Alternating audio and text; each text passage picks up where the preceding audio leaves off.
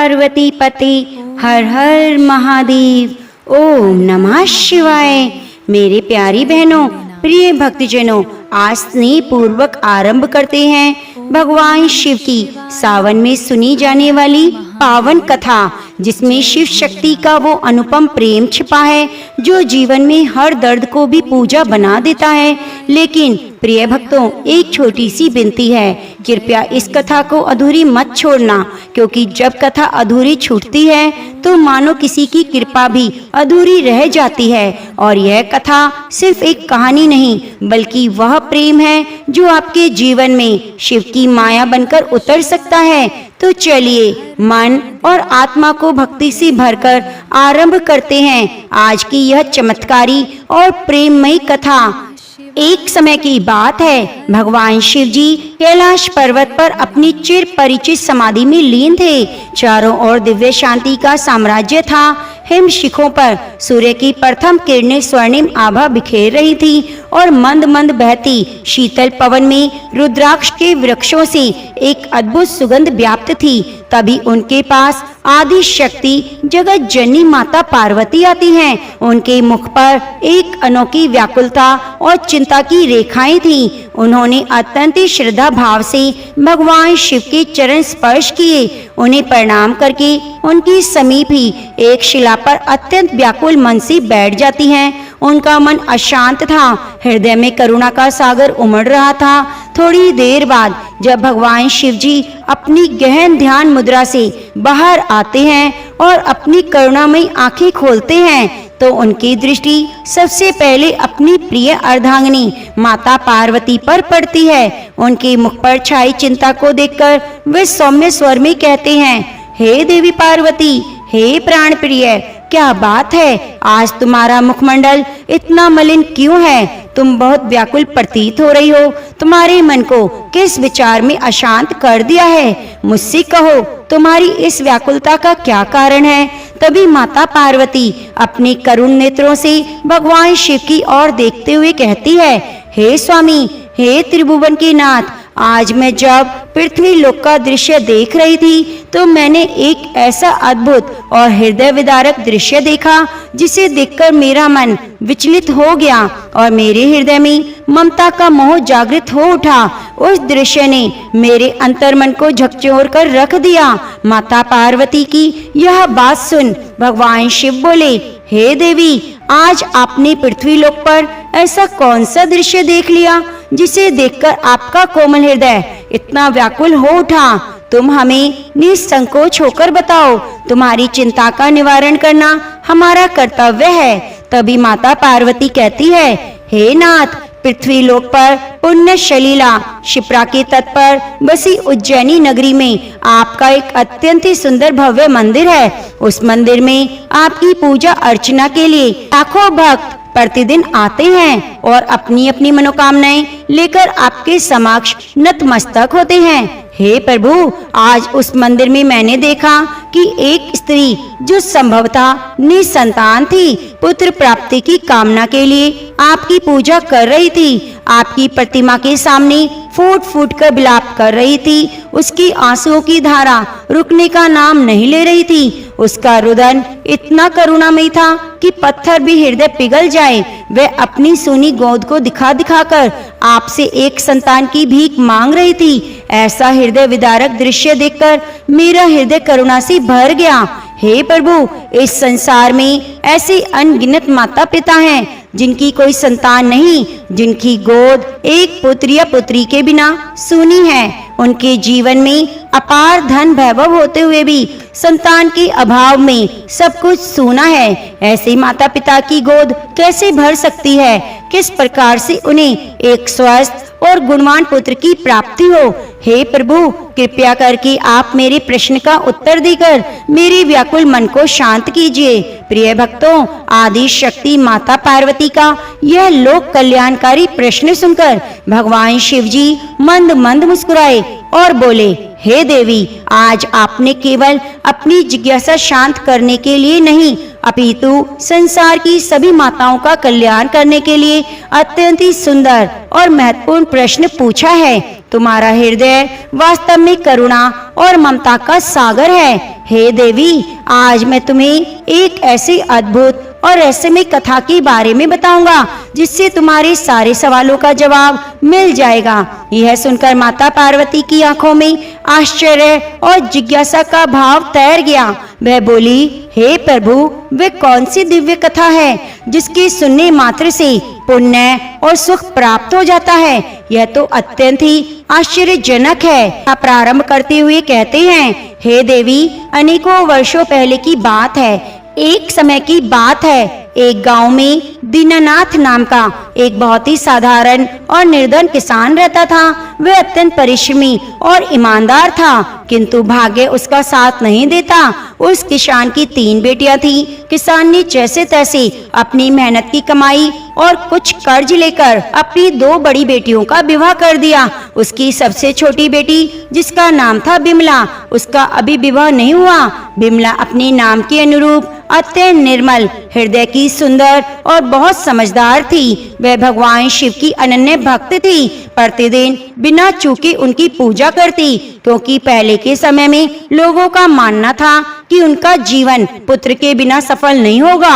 आगे भगवान शिव कहते हैं, हे देवी पार्वती, उस किसान की जिन 2 बेटियों का विवाह हुआ था, उन 2 बेटियों को भी विवाह के कई वर्षों बाद केवल पुत्रियां हुई। उन्हें कोई पुत्र नहीं था। इस कारण से वे उनके ससुराल वाले चिंतित रहते। किसान की सबसे छोटी बेटी बिमला की अभी शादी नहीं हुई थी। किसान इस बात को लेकर बड़ा चिंतित रहता कि मेरी दोनों बड़ी बेटियों के कोई पुत्र नहीं हुआ। लगता है हमारी सबसे छोटी बेटी के भाग्य में भी पुत्र सुख नहीं। यह सोचकर वह उदास हो जाता और मन ही मन सोचता रहता कि जिस प्रकार से मुझे किसी पुत्र की प्राप्ति नहीं हुई, उसी प्रकार मेरी बेटियों के भाग्य में भी पुत्र प्राप्ति का सुख नहीं लिखा। फिर भी वह अपनी बेटी बिमला की ओर देखते हुए सोचने लगता, विवाह होने के बाद अगर इसे भी पुत्र की प्राप्ति नहीं हुई तो मैं लोगों को क्या मुंह दिखलाऊंगा। लोग पता नहीं मेरे और मेरे परिवार के बारे में क्या क्या सोचेंगे। वह किसान जब भी अपने खेतों में काम करने जाता तो वह अपनी मदद के लिए अपनी सबसे छोटी बेटी बिमला को साथ में लेकर जाता। एक दिन की बात है, जब किसान खेत में कड़ी धूप में काम कर रहा था तो गर्मी के कारण उसने अपने कुछ वस्त्र जैसे अंगोछा, कुर्ता उतारकर खेत के किनारे एक मेड़ पर रख दिए और पुनः खेत में काम करने लगा। जब उसका काम समाप्त हो गया तो किसान ने अपनी बेटी बिमला से कहा, अरे बेटी बिमला, जाओ, वहाँ मेड़ पर मैंने वस्त्र रखे हैं, उन्हें लेकर आओ। किसान के कहने पर बिमला अपने पिता के कपड़े लाने चली गई। जब वह मेड़ के पास पहुंची तभी उसने देखा उसके पिता के कपड़ों के ऊपर एक विशाल काला सर्प कुंडली मारकर बैठा हुआ था। यह दृश्य देखकर एक पल के लिए वह डर गई, लेकिन उस सर्प को कोई हानि नहीं पहुंचाना चाहती थी। इसलिए वह वापस अपने पिता के पास गई और बताया, पिताजी, आपके कपड़ों के ऊपर एक सर्प कुंडली मारकर बैठा है। अब आप ही बताइए मुझे क्या करना चाहिए। अपनी बेटी की बात सुनकर उस किसान ने लापरवाही से अपनी बेटी से कहा, बेटी, इसमें डरने की बात क्या। उस सांप को लकड़ी से उठाकर सावधानी से दूर फेंक देना और मेरे कपड़े लेकर आना। इतना कहकर वह किसान खेत से घर की तरफ चल देता है। प्रिय भक्तों, आगे की कथा सुनाते हुए भगवान शिव कहते हैं, हे देवी पार्वती, वह लड़की बिमला अपने पिता की बात मानकर उस सर्प के पास गई, लेकिन उसके मन में उस जीव के प्रति करुणा थी। उसने बहुत ही मधुर और विनम्र स्वर में सर्प से कहा, हे नागराज, हे सर्प देवता, क्या आपको आराम करने के लिए कोई अधिक मुलायम और आरामदायक जगह जैसी कोई बिस्तर चाहिए? यह जगह तो बहुत कठोर और धूप वाली है। बिमला के मुख से यह करुणा भरी शब्द सुनकर वह सर्प, जो कोई साधारण सर्प नहीं था, बहुत ही मैत्रीपूर्ण और सौम्य आंखों से बिमला की ओर देखने लगा। उस सर्प की दृष्टि में एक अजीब सी बुद्धिमत्ता और याचना का भाव था। उस सर्प को देखकर बिमला समझ गई कि यह कुछ कहना चाहता है। फिर वह उस सर्प के भाव को समझ गई और आसपास से नरम घास फूस इकट्ठा करके एक छोटा सा आसन बना दिया। उसमें उस आसन पर छायादार स्थान पर रखा और फिर सर्प को अत्यंत सावधानी से उठाकर उस आसन पर बिठा दिया। फिर उस सर्प से कहा, हे नागराज, अब आप इस मुलायम जगह पर आराम से विश्राम करो। इतना कहकर किसान की बेटी बिमला अपने पिता के वस्त्र लेकर घर की ओर जाने लगी। तभी उस सर्प ने मनुष्य की वाणी में बिमला से कहा, हे सुंदरी, रुको, क्या तुम प्रतिदिन मेरी सेवा में आना चाहोगी? मैं जानता हूँ तुम्हारे पिता बहुत ही गरीब हैं। वह मुझे दूर फिकवाना चाहते थे ताकि उन्हें उनके कपड़े मिल सकें। लेकिन हे सुंदरी, तुम बहुत ही साफ हृदय वाली दयालु हो। मैं तुम्हें पसंद करता हूँ। यदि तुम प्रतिदिन मुझे अपने साथ कुछ समय के लिए घुमाने ले चलोगी तो मैं तुम्हें बदले में बहुत सारा धन दूंगा। फिर उस सर्प ने अपनी सच्चाई किसान की बेटी को बताते हुए कहा, हे सुंदरी, मैं वास्तव में सर्प नहीं, मैं पास ही के एक राज्य का राजकुमार हूँ। एक साधु महात्मा के श्राप के कारण मैं 3 वर्ष के लिए सर्प बन गया हूँ। यदि तुम 3 वर्ष तक मेरी सेवा करोगी तो मुझे श्राप से छुटकारा मिल जाएगा और फिर राजकुमार बनते ही मैं तुमसे विवाह कर लूंगा, तुम्हें अपनी रानी बनाऊंगा। सर्प की बात को सुनकर बिमला ने हामी भर दी और फिर बिमला उसे प्रतिदिन घुमाने को तैयार हो गई। उसने उस सर्प से बोली, हे राजकुमार, मुझे आपकी शर्त मंजूर है। आप जैसा बोल रहे हैं अब मैं वैसा ही करूंगी। इतना कहकर वह उस सर्प को वचन देकर अपने घर चली गई। अगले दिन सुबह उठकर वह अपने पिता के पास गई और बोली, पिताजी, मैंने हमेशा आपकी हर बात मानी। मैंने अपनी और आपकी गरीबी को बहुत करीब से देखा है। मैं काफी समय से घर पर ही रह चुकी हूँ। अब मैं बाहर की दुनिया में अपनी किस्मत आजमाने जा रही हूँ। कृपया मुझे अनुमति दें। अपनी बेटी की बात सुनकर किसान को बहुत गुस्सा आया। वह अपनी जवान बेटी को इस तरह अकेला कहीं नहीं जाने देता था, इसलिए उसने अपनी बेटी को जाने की अनुमति नहीं दी। लेकिन किसान की बेटी बिमला अपने पिता से जिद करके और उन्हें किसी तरह मनाकर घर से बाहर निकल गई और उस सर्प से मिलने के लिए जंगल की ओर चल दी, क्योंकि उसने सर्प से वादा किया था। थोड़ी देर बाद उस सर्प के पास जा पहुंची। बिमला को देखकर वह सर्प बहुत प्रसन्न हुआ और बोला, अब तुम आ गई हो तो मुझे थोड़ा इधर उधर घुमाने ले चलो। फिर किसान की लड़की ने वैसा ही किया। उसने उस सर्प को अत्यंत कोमलता से अपने हाथों में उठाया और घुमाने चल दी।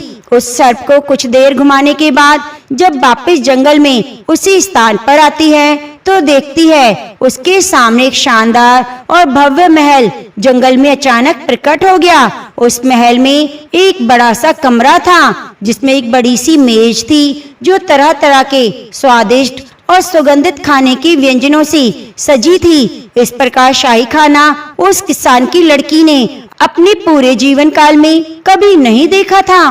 फिर भी किसान की लड़की ने भर पेट खाना खाया। खाना खाने के बाद वह सोने के लिए अपने रेशमी बिस्तर पर चली गई। फिर वह रोजाना का क्रम बन गया। हर दिन 1-2 घंटे के लिए नाग को अपने साथ रखती, जंगल में घुमाती और जादुई महल में जाती, जहाँ उसके लिए सब कुछ पहले से तैयार था। उसके लिए महल में शानदार व्यवस्था की जाती। इस प्रकार धीरे धीरे 1 वर्ष बीत गया।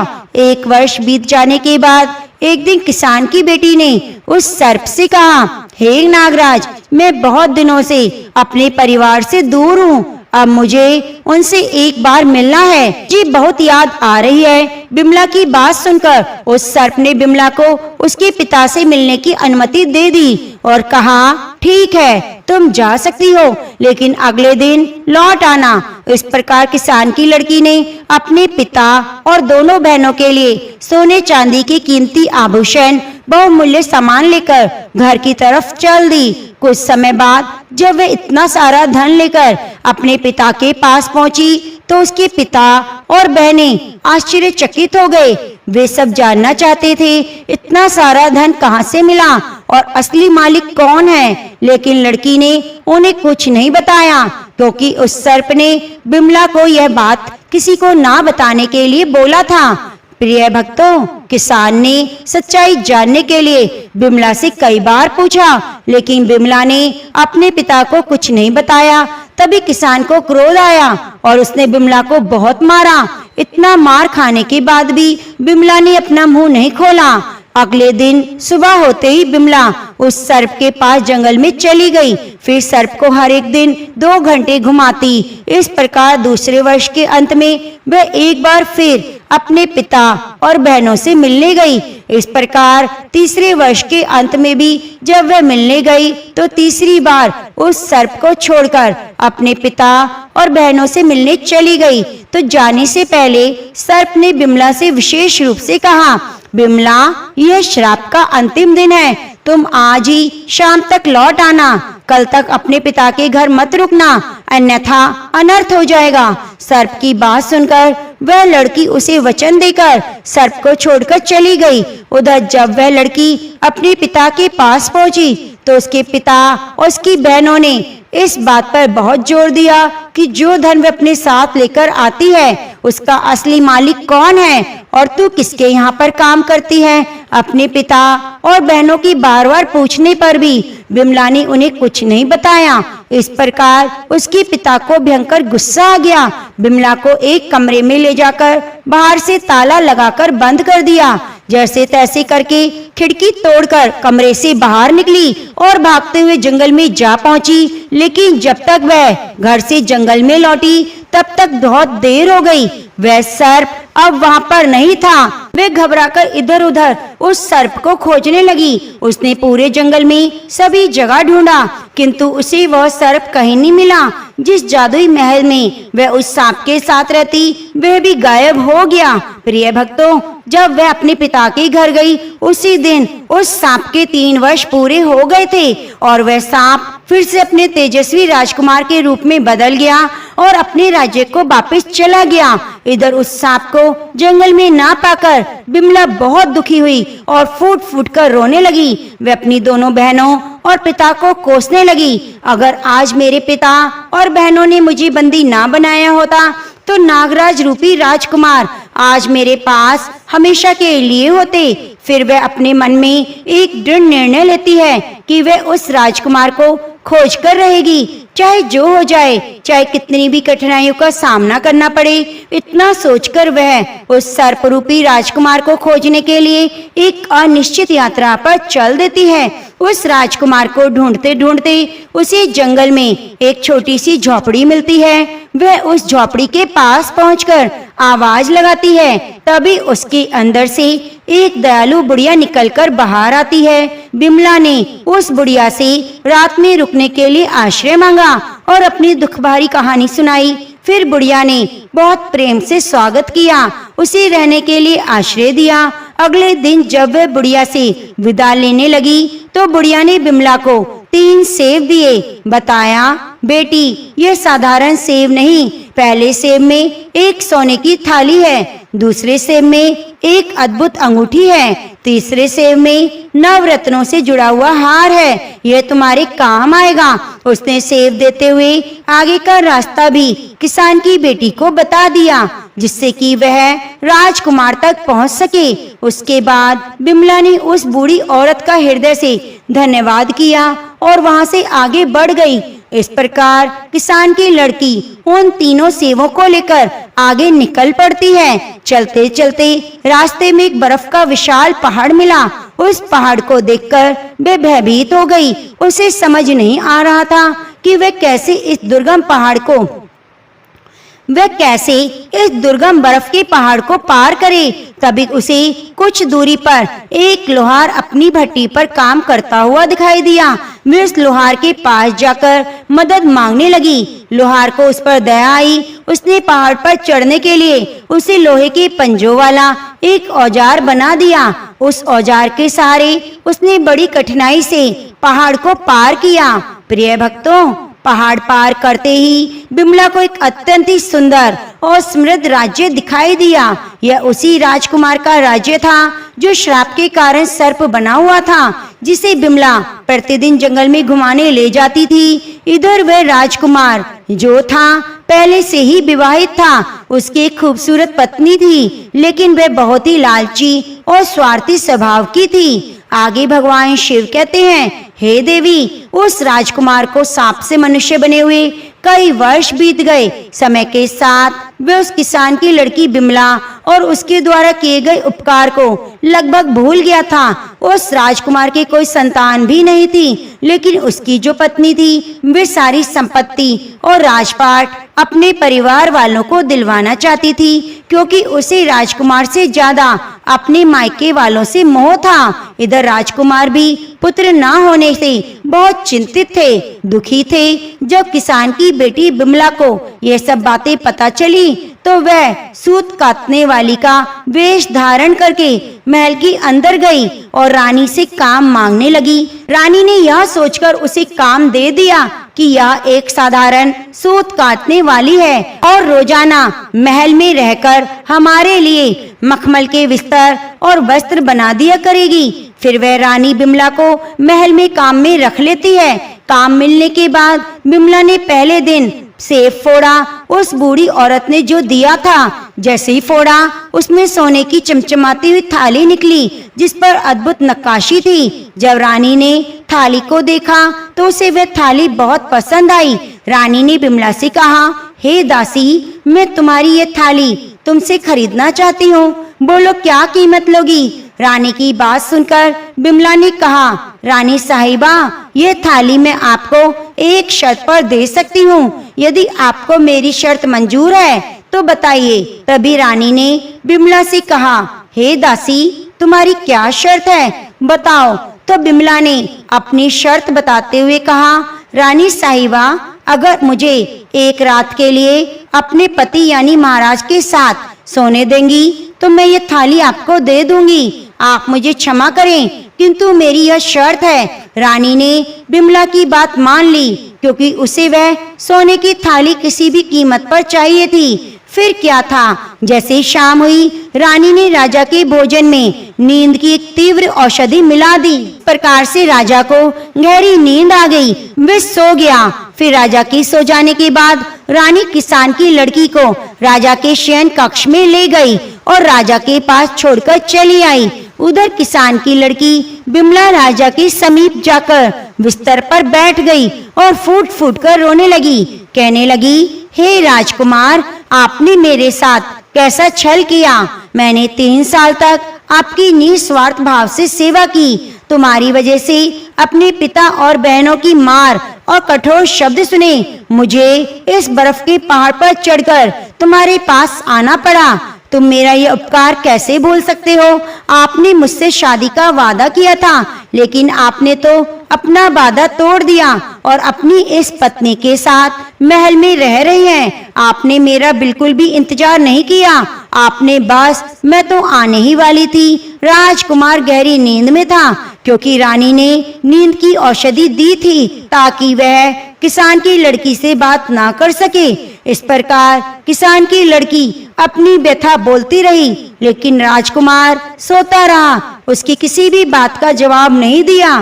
किसान की लड़की बिमला सोच रही थी कि राजकुमार मेरी बात को सुन रहा है, लेकिन जवाब नहीं दे रहा। इस प्रकार राजकुमार से बातें करते करते सुबह हो गई। सुबह होते ही रानी राजकुमार के कक्ष में आई और बिमला को शयन कक्ष से बाहर ले गई। प्रिय भक्तों, राजा इतनी गहरी नींद में था, उसी रात में क्या हुआ कुछ भी समझ नहीं आया। अगले दिन बिमला ने दुखी होकर दूसरा सेब फोड़ा। उसमें से हीरे की एक अंगूठी निकली, जो देखने में बहुत सुंदर और चमकीली थी। जब रानी ने उस अंगूठी को देखा तो मन में लालच आ गया। उसने बिमला से उसे बेचने के लिए कहा। तभी बिमला ने फिर से रानी के सामने वही शर्त रखी।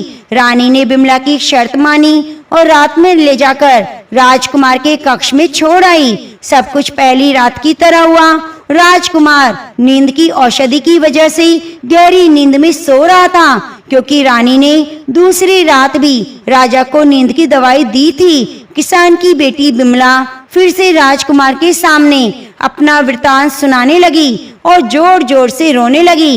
इस प्रकार राजकुमार का एक प्रधान और वफादार सेवक जो दरवाजे के बाहर पहरा दे रहा था, उसने किसान की बेटी की सब बातें छुपकर सुन ली। अगले दिन जब सुबह हुई, राजकुमार के प्रथम सेवक ने राजकुमार को रात में उसके साथ हुए सारे किस्से को सुना दिया। यह बात सुनकर राजकुमार को आश्चर्य हुआ और उसे धुंधला धुंधला अपना किया हुआ वादा याद आया। फिर राजकुमार ने सोचा, मुझे उस लड़की से मिलना चाहिए, सच्चाई का पता लगाना चाहिए। उधर सुबह होते ही रानी बिमला को अपने साथ लेकर अपने कक्ष में चली गई। थोड़ी देर बाद बिमला ने बूढ़ी औरत के द्वारा किया हुआ तीसरा अंतिम सेब फोड़ा। उसमें से चमचमाता हुआ नवरत्नों से जड़ा हुआ हीरे का हार निकला। रानी ने जब उस हार को देखा तो लालच की सीमा ना रही। उसने बिमला से कहा कि मुझे यह हार देगी तो मैं इस रात भी तुझे राजा के साथ सोने दूंगी। रानी की बात बिमला मान गई। जब शाम हुई तो रानी ने राजकुमार के लिए खाना परोसा, लेकिन इस बार राजा ने खाना नहीं खाया क्योंकि राजा को पता था कि इसमें नींद की दवाई मिली है। राजा ने खाना खाने का नाटक किया ताकि रानी को उस पर कोई शक ना हो। उसके बाद राजा उठकर अपने शयन कक्ष में चला गया, चुपचाप सोने का नाटक करने लगा। थोड़ी देर बाद रानी बिमला को अपने साथ राजकुमार के शयन कक्ष में लेकर आई और छोड़कर चली गई। बिमला उदास होकर राजा के बिस्तर के पास गई और वहीं पर खड़ी होकर रोने लगी। कहने लगी, हे राजकुमार, आपने ऐसा मेरे साथ क्यों किया? मैंने तो 3 वर्षों तक निस्वार्थ भाव से आपकी सेवा की। मुझे अपने पिता और बहनों से मार खानी पड़ी। आपसे मिलने के लिए मुझे बर्फ का विशालकाय पहाड़ पार करना पड़ा। साथ ही आपको ढूंढने के लिए इधर उधर भटकना पड़ा। आप यहाँ अपनी पत्नी के साथ महल में रह रहे हैं। अब मेरा क्या होगा?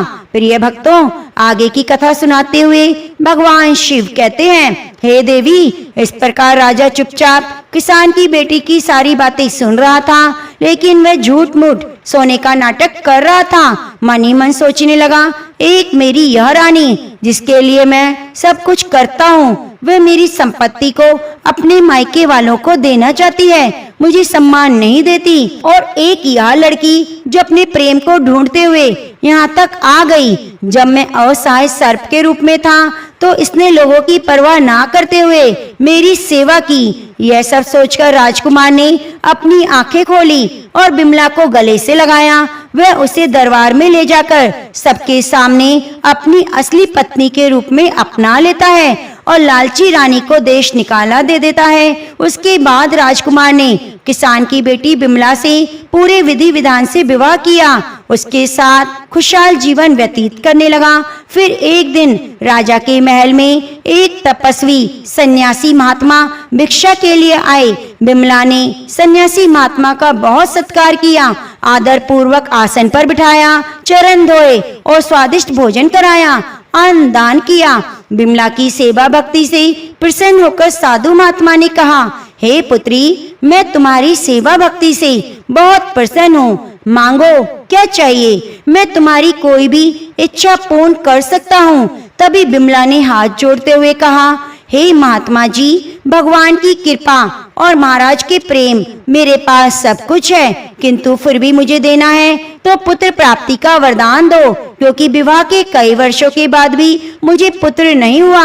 महात्मा ने कहा, हे पुत्री, तुम चिंता मत करो। आज मैं तुम्हें एक ऐसे फूल के बारे में बताने जा रहा हूँ जिसे सूंघने के बाद स्त्री को निश्चित रूप से पुत्र की प्राप्ति होती है। आगे सन्यासी महात्मा ने कहा, हे पुत्री, इस फूल को जो भी स्त्री अपने मासिक धर्म के समाप्त होने के बाद सूंघ लेती है और सूंघने के बाद में पति के साथ मिलन करती है तो गर्भ धारण करती है तो निश्चित ही पुत्र प्राप्ति होती है। आगे साधु महात्मा ने किसान की बेटी बिमला से कहा, हे बेटी, इस महल के बगीचे में पूर्व दिशा में धतूरे का एक पेड़ है। उसमें धतूरे के सफेद फूल लगे हुए हैं जो मेरे आराध्य भगवान शिव को प्रिय हैं। तुम सुबह सुबह ब्रह्म मुहूर्त में उठकर स्नान ध्यान करके पेड़ से एक फूल तोड़कर भगवान शिव के शिवलिंग पर पूरी श्रद्धा से चढ़ा देना। शिवलिंग पर चढ़ाने के बाद तुम उसे वापस अपने साथ ले आना और अपने पति से मिलने से ठीक पहले उस फूल को नासिका में सूंघ लेना। उसके बाद पति के साथ मिलन करना, तुम्हें अवश्य ही पुत्र प्राप्ति होगी। इतना कहकर वे साधु महात्मा वहां से चले जाते हैं। प्रिय भक्तों, यह बात किसान की बेटी रानी ने राजा को बताई। राजा सुनकर बहुत खुश हुआ। कुछ दिन बाद बिमला को मासिक धर्म की पीड़ा हुई। उसके बाद वे निवृत्त होकर स्वच्छ होने के बाद साधु के बताए अनुसार धतूरे के फूल को तोड़कर भगवान शिव के शिवलिंग पर अर्पित करके उसके बाद घर लाकर फूल को सूंघ लेती है और राजा से संबंध करती है, गर्भ धारण करती है। गर्भ काल का समय पूरा हुआ तो उसे एक तेजस्वी पुत्र को जन्म दिया। पुत्र की प्राप्ति की खुशी में राज्य में पूरे उत्सव मनाया गया, मिठाइयां बांटी गई। जब ये बात अपने पिता को बताई तो पिता बहुत खुश हुए। बिमला ने अपनी बहनों को भी उस धतूरे के फूल वाली बात बताई, यहाँ तक कि राजा की जो पहली रानी थी जिसे निकाल दिया उस तक भी ये बात पहुंची। फिर तो सभी ने इसका प्रयोग किया। जिन्हें पुत्र चाहिए था उन्हें पुत्र की प्राप्ति हुई, जिन्हें पुत्री चाहिए थी उन्हें पुत्री मिली। आगे भगवान शिव कहते हैं, हे देवी पार्वती, इस प्रकार आज की यह कथा मैंने तुम्हें बताई जो जग कल्याण के लिए है। आगे भगवान शिव बताते हैं कि पुत्र और पुत्री में कोई भेद नहीं। संतान हमारी गुणवान होनी चाहिए, समृद्ध होनी चाहिए। पुराणों में अनगिनत ऐसे आख्यान हैं जो कन्या के महत्व को स्थापित करते हैं। जब राजा अश्वपति को कोई संतान नहीं थी तो उन्होंने संतान प्राप्ति के लिए कठोर तपस्या की। उनके घर देवी सावित्री ने पुत्री के रूप में जन्म लिया, जिससे राजा अत्यंत प्रसन्न हुए। इसी सावित्री ने अपने पति सत्यवान को यमराज के मुख से वापस लिया। उनकी पत्नी श्रद्धा ने पुत्र की कामना के लिए की जा रही यज्ञ के पुरोहित से पुत्री की याचना की, जिसके फलस्वरूप उन्हें इला नाम की कन्या प्राप्त हुई। वे अत्यंत आनंदित हुई। प्रजापति दक्ष ने अपनी 27 पुत्रियों का विवाह चंद्रमा से किया और अपनी एक और पुत्री सती का विवाह भगवान शिव से किया। वे अपनी पुत्रियों पर गर्व करते थे। यह उदाहरण है कि प्राचीन काल में पुत्री का जन्म शोक का नहीं बल्कि उत्सव का अवसर होता था। कन्यादान की परंपरा को अक्सर गलत समझा जाता है। इसका अर्थ बेटी को किसी वस्तु की तरह दान करना नहीं, यद्यपि ये पिता के द्वारा किए जाने वाला सबसे पवित्र और महान कार्य है। आगे भगवान शिव कथा को बताते हुए कहते हैं कि समुद्र मंथन के समय नागों ने अपनी माता की बात नहीं मानी थी, जिससे क्रोधित होकर उन्होंने अपने ही पुत्रों को जन्मजय के यज्ञ में भस्म होने का श्राप दे दिया। माता का ऐसा श्राप पाकर सभी नाग घबरा गए और वे ब्रह्मा जी की शरण में पहुंचे। तब ब्रह्मा जी ने कहा कि अब नाग वंश में महात्मा जरत्कारु के पुत्र आस्तिक मुनि ही तुम्हारी रक्षा करेंगे। कहते हैं ब्रह्मा जी के इस उपाय को पंचमी तिथि के दिन बताया था। जब से राजा जन्मजय ने नागों को भस्म करने के लिए नाग यज्ञ शुरू किया, वे आहुति के लिए मंत्रोच्चार करने लगे, वैसे ही नाग जलने लगे। जब आस्तिक मुनि ने उन नागों के ऊपर दूध डाला, जिससे उनकी जलन की शांति हुई। मान्यता है कि आस्तिक मुनि ने श्रावण शुक्ल पक्ष की पंचमी के दिन ही नागों को बचाया था। इसलिए हर साल इस तिथि पर नाग पंचमी मनाई जाती है और नागों का दूध से अभिषेक किया जाता है। वही एक अन्य कथा में भगवान शिव बताते हैं कि जब समुद्र मंथन के समय किसी को भी रस्सी नहीं मिली, तब वासुकी नाग को रस्सी की तरह जोड़ा गया। कहते हैं कि इसके बाद से ही इस तिथि को नाग पंचमी का पर्व मनाया जाने लगा। एक और कथा के अनुसार भगवान श्री कृष्ण ने इसी दिन कालिया नाग का अहंकार तोड़ा। भगवान कृष्ण कालिया नाग को हरा दिया।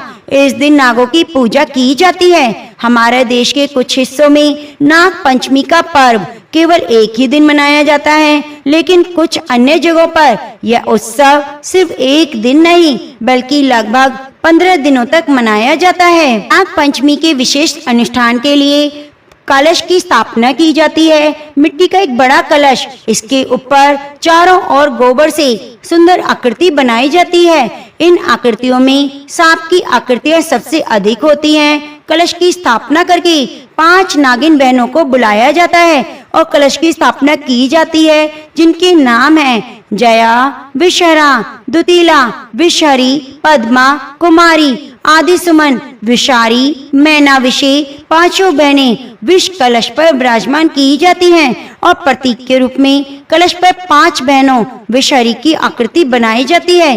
कहीं कहीं पर इन कलशों को जीवित सर्प भी बिठाए जाते हैं। नाग पंचमी की कथा में बहुला विषहरी की कथा भी सुनी जाती है। बहुला विषय की कथा समर्पण और साहस की अनुपम गाथा है। यह कथा एक ऐसी कथा है जो दिल को छू लेती है और आत्मा को झकझोर देती है। पुराणों में नागों का महत्व बहुत बताया गया है। भगवान विष्णु की शैया के रूप में शेष नाग का नाम सामने आता है। यह मान्यता है कि शेष नाग के फन पर संपूर्ण पृथ्वी टिकी है। भगवान कृष्ण द्वारा यमुना जी में निवास करने वाले कालिया नाग को वश में करने की कथा तो आप सभी भक्त जानते हैं, लेकिन कहते हैं श्री कृष्ण ने कालिया को कुश से नाथा था, जिसके प्रारंभ से कुश ने भी आज भी विष का अंश माना जाता है। विषहरी की कथा शुरू होती है 5 बहनों मैना, विहला, भवानी, विष और पद्मा से।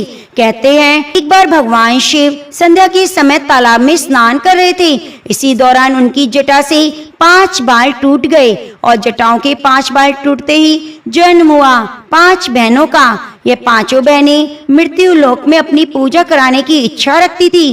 तब उन्होंने भगवान शिव से कहा, हम चाहती हैं हमारे लिए भी लोग पूजा करें, लेकिन शिव ने मना कर दिया। कहा, पूजा पाने के लिए देवताओं की तरह कार्य करने होते हैं, जन कल्याण करना होता है। तब उन 5 में से एक ने तो भगवान शिव की बात मान ली। अब दूसरी सोचने लगी, पता नहीं वह लोगों का भला कर पाएगी या नहीं। एक न इधर की रही न उधर की, यानी कि कोई फैसला नहीं कर पाई। फिर एक ने सोचा जो और बहनें कर लेंगी तो वह वो कर लेगी, लेकिन एक ने तो ठान लिया चाहे कुछ भी हो जाए वह तो पूजा लेकर रहेगी। भगवान शिव ने उसे अपने भक्त चांद अर्थात चांदी सौदागर के पास भेजा और कहा, चांद सौदागर अगर तुम्हारी पूजा मान लेगा तो सब तुम्हें पूजा देंगे, जाओ प्रयास करके देख लो। यह सुनकर विषारी चांद सौदागर के द्वार चली। चारों बहनें भी उसके पीछे चलने लगी। विषहरी ने चांद सौदागर से पूजा मांगी, लेकिन चांद सौदागर ने ठुकरा दिया। इस अपमान से क्रोधित होकर विषहरी ने बदला लेने का निश्चय किया। वह जब जो चाहे वेश बदल सकती थी। उसने एक ब्राह्मण का वेश धारण किया, चांद सौदागर के पास जाने लगी। चांद सौदागर ने देखा ब्राह्मण तो निसंतान है, तो उसे सम्मान तो देता था, लेकिन मन से नहीं मानता था। कुछ दिनों तक विषहरी बना ब्राह्मण चांद सौदागर के पास जाता रहा, वार्तालाप करता रहा। अब चांद सौदागर उसे सम्मान देता तो एक ब्राह्मण है, लेकिन मन से नहीं मानता और फिर यह भी नहीं जानता कि वे ब्राह्मण विषहरी है। जब विषहरी ब्राह्मण चांद सौदागर के पास से चली जाती तो जिस जगह पर वह ब्राह्मण बैठता उस जगह पर बैठने की जगह की मिट्टी को हटाकर वह सौदागर गोबर से लिपवाता था। वह अपमान विषहरी को भड़काने लगा। अब तो उसने चांद सौदागर को निसंतान बनाने का निश्चय कर लिया। चांद सौदागर के 6 पुत्र थे। एक एक करके विषहरी ने उनके विवाह की सुहाग रात में सर्प भेजकर उन्हें डसवा दिया, जिससे उसी क्षण मृत्यु हो गई। चांद सौदागर की 6 बहुएं इस तरह विधवा हो गई। उसका घर शोक से भर गया। वे शहर जो अब भी ब्राह्मण के वेश में था, मन ही मन इस दुखद स्थिति पर प्रसन्न थी। कुछ समय बाद चांद सौदागर को एक और पुत्र की प्राप्ति हुई, जिसका नाम रखा गया बाला लखनदर। अपने 6 पुत्रों की मृत्यु के दुख से ग्रसित चांद सौदागर अपने 7वें पुत्र का विवाह नहीं करना चाहता था, लेकिन अब की वह विषहरी ने ब्राह्मण वेश में उसकी मति फेर दी और किसी तरह उस पुत्र का विवाह करने के लिए राजी कर लिया। फिर बाला लखनदर का विवाह बेहला से हुआ। बेहला एक समझदार और साहसी स्त्री थी। चांद सौदागर की 6 पुत्रों की मृत्यु का रहस्य जानती थी। उसने अपने पिता बेचू साहब से कहा, बाला लखनदर के साथ वह यही होगा जो अन्यों के साथ हुआ है। उसने उपाय सुझाया, एक ऐसा घर बनाया जिसमें एक भी छेद ना हो ताकि सांप प्रवेश ना कर सके। चांद सौदागर ने कारीगरों को कड़ा निर्देश दिया कि यदि घर में एक भी छेद हुआ तो पूरे परिवार को मृत्यु की सजा दी जाएगी। लेकिन अब की बार भी विषहरी ने अपनी चाल चली। उसने एक कारीगर को लालच देकर छोटा सा छेद छोड़ने के लिए तैयार कर लिया जो कि आसानी से नजर न आए। जब घर तैयार हुआ, चांद सौदागर अच्छे से निरीक्षण करता है और कोई कमी नजर नहीं आई। वह संतुष्ट हुआ। इधर बेहला जब ससुराल आई तो उसने अपने मायके से एक कुत्ता, एक बिल्ली, एक नेवला, एक गरुड़, एक घोड़ा और अगर चंदन की लकड़ी भी साथ में रख ली। अगर चंदन में गुण था कि सर्पदंश से मृत व्यक्ति को जीवित किया जा सकता था, लेकिन वह विषहरी की चालाकी के आगे सारी सावधानियां बेकार साबित हुई। शादी की पहली रात जब बेहला और बाला लखनदर गहरी निद्रा में थे तो उस समय विषहरी ने उस छोटे छिद्र में से एक पतला सांप भेजा। यह सांप बेहुला की बहन थी जिसे विषहरी ने डरा धमकाकर भेजा था। यह वही नागिन थी जिसने शिवजी की लोक कल्याण वाली बात मान ली थी, लेकिन अपनी बहन विषहरी के डर के कारण वह बाला लखनदर को डसने पहुंच गई। अब इधर नागिन ने सोते हुए बाला लखनदर को डस लिया। वह मृत्यु को प्राप्त हुआ। बेला तो गहरी नींद में थी। उसकी गहरी नींद विषहरी की माया ही थी। जब बेला की नींद खुली तो उसने अपने पति को मृत पाया। उसका हृदय दुख से फट गया, जोर जोर से रोने लगी। उसकी बहन जिसने बाला लखनदर को डसा था वही पलंग के नीचे थी। बेहला को सांत्वना देने लगी। उसने कहा, रो मत बहन, मैं अभी तुम्हारे पति को जीवित कर सकती हूँ, लेकिन इससे विषहरी की दुर्गति नहीं होगी। वह तुम्हारे 6 जेठों की हत्या का जिम्मेदार है। तुम्हें बदला लेना चाहिए। धैर्य रखो। अपने पति के शव को लेकर इंद्रलोक में जाओ। अब से तुम मुझे अपनी बहन मानना। तब बेहला ने अपनी बहन की बात मान ली और बाला लखनदर का शव, 2 मटकी दही, 4 केले के पौधे अपनी बहन यानी नागिन को अपने जुड़े में बांध लिया और बिल्ली को भी साथ ले लिया। गंगा किनारे पहुंची। वहां उसने केले के पौधे से एक बेड़ा बनाया, उस पर अपने पति का शव रखा और इंद्रलोक की ओर प्रस्थान कर गई। वह बीच बीच में शव पर दही का लेप लगाती ताकि वह खराब ना हो। बीच बीच में बिल्ली से दही चटवाकर शव को साफ करवाती, फिर नया लेप लगाती। यह यात्रा लगभग 12 वर्षों तक चली। रास्ते में कई लोगों ने प्रलोभन दिया, लेकिन बेहला ने अपने पतिव्रत धर्म को नहीं छोड़ा। बेहुला की एक दूर की मौसी थी। बेहुला वहां पहुंची और अपनी मौसी से सारा हाल सुना दिया। तब रेधवा ने उसे सलाह दी कि वह इंद्रलोक जाए ताकि रास्ते में नेत्या धोबन से सावधान रहे जो एक राक्षसी है। बेहला ने नेत्या को अपनी मौसी बनाकर उसका विश्वास जीत लिया है और फिर नेत्या उसे इंद्रलोक ले गई।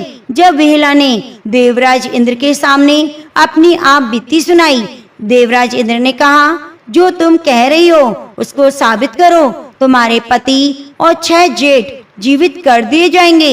यह सुनकर बेहला अपना जूड़ा खोली और नागिन को सामने रख दिया। उसने बाला लखनदर को डसा था। फिर उसने कहा, इस नागिन से ही सारा सच सुन लिया जाए और नेत्या धोबन से भी पूछ लिया जाए कि मेरी जेठ कहाँ है। यह सुनकर नेत्या धोबिन ने कहा, इसके जेठ भी बहकर नदी में आए थे, तो मैंने सबके प्राणों को पतंगा बनाकर अपने घर में रख रखा है। यह सब सुनकर इंद्रदेव क्रोधित हुए और उन्होंने विषहरी को बुलाने के लिए दूत भेजे। विषहरी को पकड़कर ले आए। फिर नागिन ने विषहरी के सामने सारा रहस्य खोल दिया। इससे विषहरी तो काटो खून नहीं, लेकिन अब वो कुछ कर नहीं सकती थी। देवराज इंद्र ने बेहला के जेठों और बाला लखनदर को जीवित कर दिया।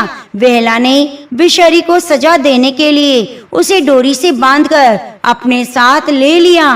रास्ते में उसने उन लोगों को भी सजा दी जिन्होंने उसे प्रलोभन दिया और फिर इस तरह बेहला अपने नगर लौटी और अपने पतिव्रत धर्म और अपने सतीत्व के बल पर चांद सौदागर की नष्ट हुई संपत्ति को फिर से पा लिया। अपने सास ससुर का अंधापन दूर किया, सातों पुत्रों को जीवित खड़ा कर दिया और शहर के गड्ढे में दफना दिया।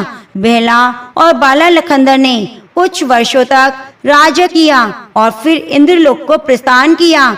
यह कथा वास्तव में समर्पण और साहस की अनुपम गाथा है। जिस नागिन ने बेला की मदद की, बेला ने उसे बहुत सम्मान दिया और नागों की रक्षिका देवी बन गई। उस दिन से समझ आया, जन कल्याण के लिए त्याग की भावना रखने में कोई भी देवी देवता कैसे बन सकता है। भगवान शिव की पुत्री पद्मा नागिन को भी लोक कथाओं में मनसा कहा जाता है। उन्हें कमल पर बैठे हुए हंस की सवारी के साथ दिखाया जाता है।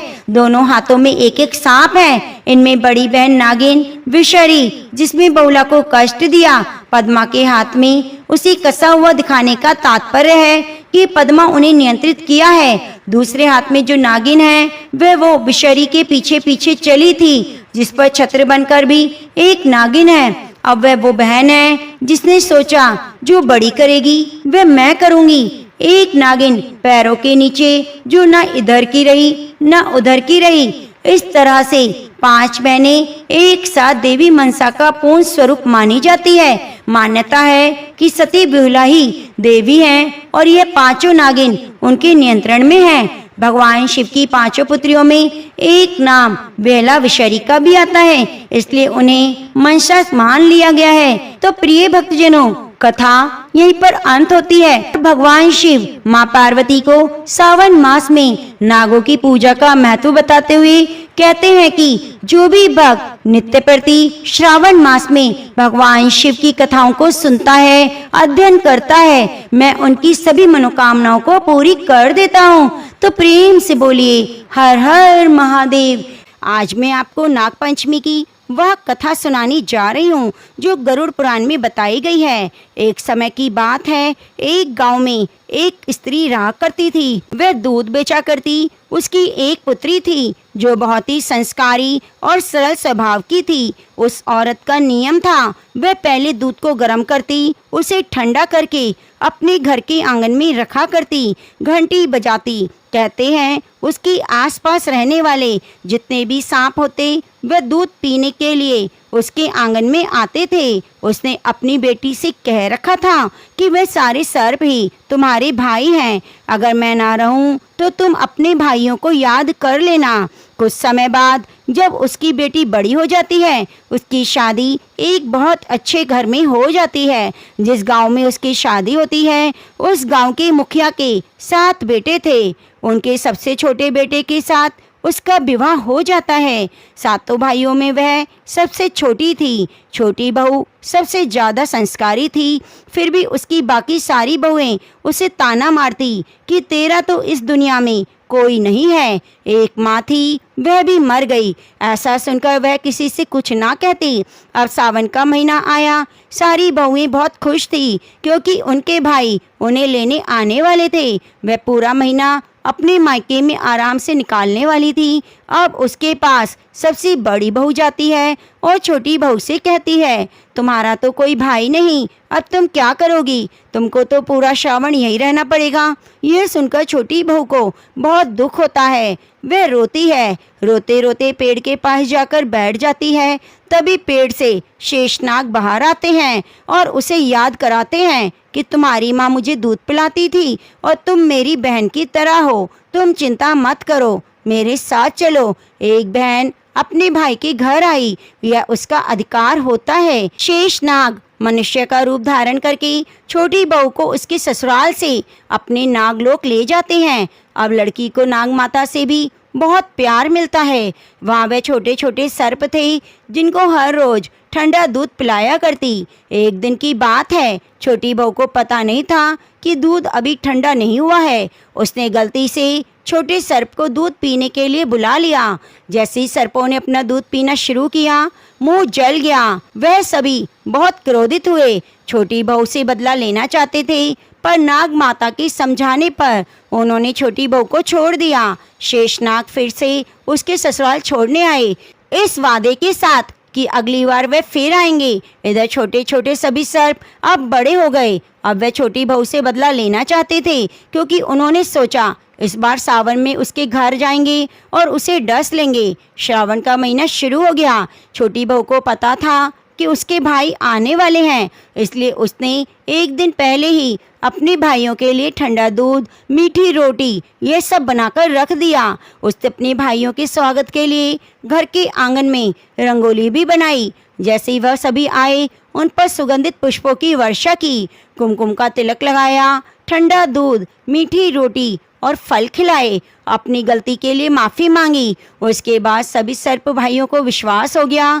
कि उनकी मुंह छोटी बहू की गलती से जल गया था, इसलिए सभी ने खुश होकर छोटी बहू को सुंदर मोतियों का हार दिया और वचन भी दिया, जो प्रेम से हमें ठंडा दूध पिलाएगा उसे सर्प दोष से मुक्ति मिलेगी। तब से श्रावण मास के शुक्ल पक्ष की पंचमी को नाग पंचमी का त्यौहार मनाया जाता है, जिसे सारी औरतें नाग देवता को भाई मानकर ठंडा दूध, मीठी रोटी, फल फूल आदि से पूजा करती हैं। प्रिय भक्तजनों, नाग पंचमी एक बहुत ही महत्वपूर्ण त्योहार है। प्रिय भक्तजनों, सावन की इस हरियाली में भगवान शिव, माँ गौरा पार्वती आपकी सुनी गोद को भर दे, आपकी संतान को लंबी आयु दे, सदा सुहागन होने का आशीर्वाद दे। इसी कामना के साथ मिलते हैं आगे की कथा में। कृपया आपसे निवेदन है, हमारे चैनल पर नित्य प्रति अपलोड होने वाली कथाओं को जरूर सुनिए और इसके लिए बगल में बनी हुई घंटी को दबा लीजिए। धन्यवाद।